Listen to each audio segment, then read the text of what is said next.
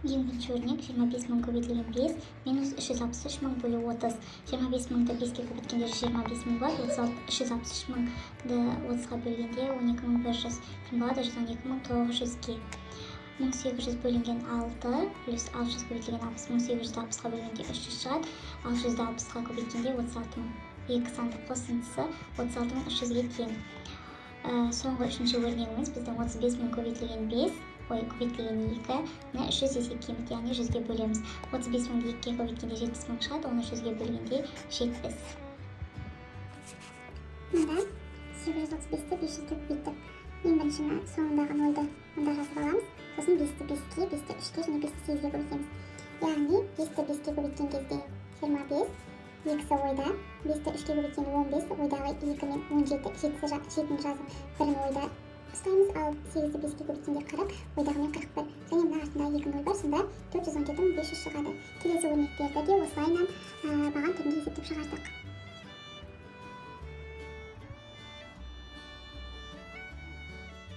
Келесі үшінші есептеу. Мұнда баған түрінде шығардық. Егер баған түрінде болмаса, жай ғана жазып кем болатысын жазуларыңызға болады. 9, барлығы 9 өрнек. Есептеу. Мұнда берілгенде 1251 көбейтілгенде 4, бұл жақша ішінде көбейтілген 5-ті. Біз 1251-ді жақшаның сыртынан шығарамыз, 4 көбейтілген 5-ті жақша ішіне салып, көбейтілгені осылай жазып аламыз. Жақшаның ішінде мына жерде 20 болады. 20, яғни 1251 көбейтілген 20, ол 25 мың 20-ға тең. Екінші өрнек 2452-ні 2-ге көбейтілген жақша сыртында 5 көбейтіліп тұр. Оны мұнда да солай 2452-ні жақшаның сыртына шыға жібереміз де 2 мен 5-ті жақшаның ішіне жазып көбейтеміз. 2-ні 5-ке көбейткенде 10, 2452-ні 10-ға көбейткенде 24520 саны шығады. Келесі есебіміз 96300 бөлінген 3 көбейтілген 3. Мұнда 96300-ді жақшаның ішінде шыққан санға 3-ті 3-ке көбейткен 9 ғой. Соған бөлеміз, сонда шыққан сан 10700. Мына жерде менде 6 қалып қойыпты. 9810 бөлінген 3 көбейтілген 30. Келесін есеп. Мұнда жақшаның ішінде 90 шығады. 9810-ды 90-ға бөлген кезде 109-ға тең болады. Келесі есебіміз 5 көбейтілген 3542 көбейтілген 4. Мұнда 5 пен 4-ті жақшаға алып, екеуінің көбейтіндісіне 3142-ні көбейтеміз. Сонда 5-ке 4-ті көбейткенде 20 шығады да, 20-ны 3142-ге көбейтеміз. Тең болады 62840-қа. 21032 көбейту 5 көбейту 6. Мұнда 5-ке 6-ны көбейтеміз, яғни мына жақшаға алып жазуымызға болады. 21032, 5 көбейтілген 6 бұл бізде 30-ды құрайды. Яғни 21032-ні 30-ға көбейткенде 630.960 саны шығады. Келесі өрнек 15 көбейтілген 2 көбейту 12013. Мұнда 15-ке 2-ні көбейткен кезде 30, 30-ды 12013-ке көбейткенде 360.390 саны шығады. 3021 көбейтілген 2 жақша сыртында 5. Мұнда 3021-ді жақшаның сыртына шығарамыз, 2 мен 5-тің көбейтіндісіне көбейтетін боламыз. 2-ні 5-ке көбейткенде 10, 3021-ді 10-ға көбейткенде 30.210-ды құрайды. Кесте бойынша мұнда бізде жылдамдық, уақыт белгілі, арақашықтық белгісіз. Жылдамдық 5 км/сағатты құрайды, уақыт 2 сағатты, арақашықтық белгісіз. Бізде формула бойынша арақашықтықты табу үшін жылдамдықты уақытқа көбейтеміз.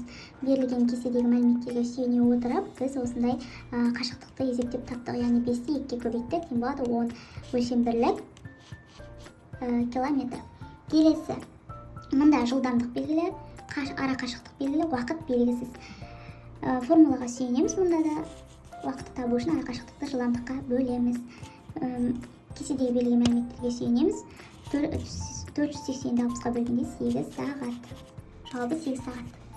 Келесі уақыт белгілі, арақашықтық белгілі, жылдамдық белгісіз. Жылдамдықты табу үшін арақашықтықты уақытқа бөлеміз. Яғни 480-ді 12-ге бөлгенде 40 км/сағат. Жауабы 40 км/сағатты құрайды. Нұсқасын талқылайтын болсақ, музейде 20 шкафтың әрқайсысында 7 сөреден бар. Әр сөреге 50 жәдігерден қойылған. Музейде барлығы қанша жәдігер бар? Шартын жазамыз. Bir шкафта 7 сөре бар, бір сөреде 50 жәдігер. 20 шкафта қанша сөре бар және барлық жәдігер санын табу қажетпіз. Ол үшін 20 шкафтағы қанша сөре барын табамыз.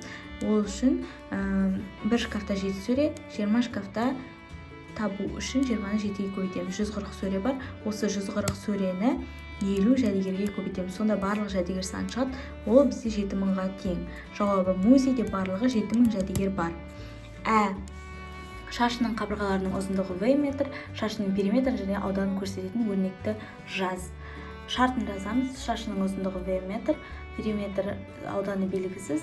Периметр бұл төрт қабырғаларының қосындысы деп алатын болсақ, 4V тең, ал ауданы бұл қабырғасының квадраты, яғни V көбейтілген V. Жауап периметр 4V, ауданы V квадрат.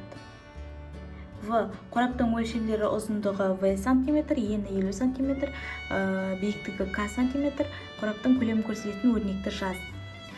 Шарты А тең V см, V тең 50 см,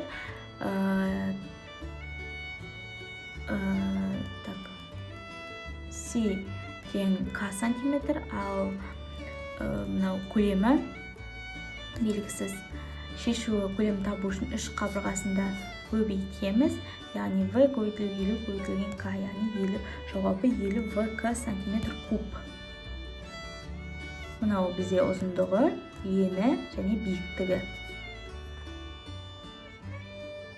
Жетінші есеп. Ұлттық киімдерді безендіру үшін шеберлер әрқайсында 1460 су моншақ бар, 30 қорап жұмсады. Оларда әлі әрқайсында 1400 су моншақ салынған, 20 қорап бар. Шеберлерге барлығы қанша су моншақ қажет болды?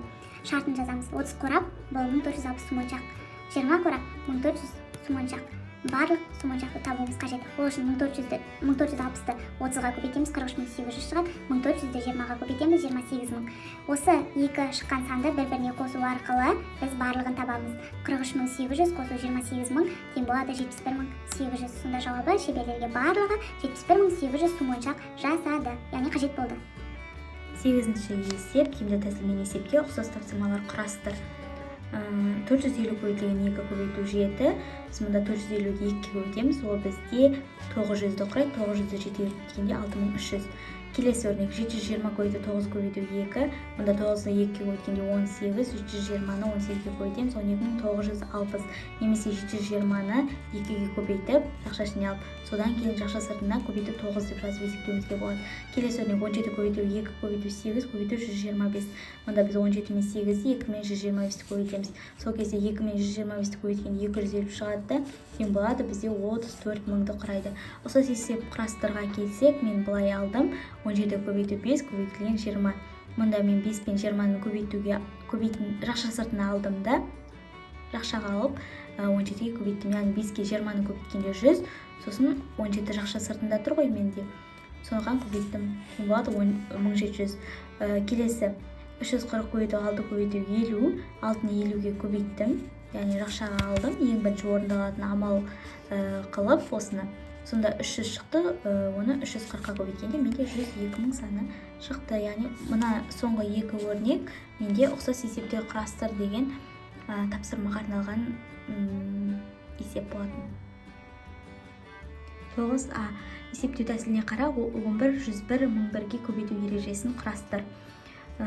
Мен А санын алдым, немесе сіздер X алуыңызға болады. Мына жерге X, немесе Y, немесе V әртүрлі әріптерді. Мен А-ны алдым.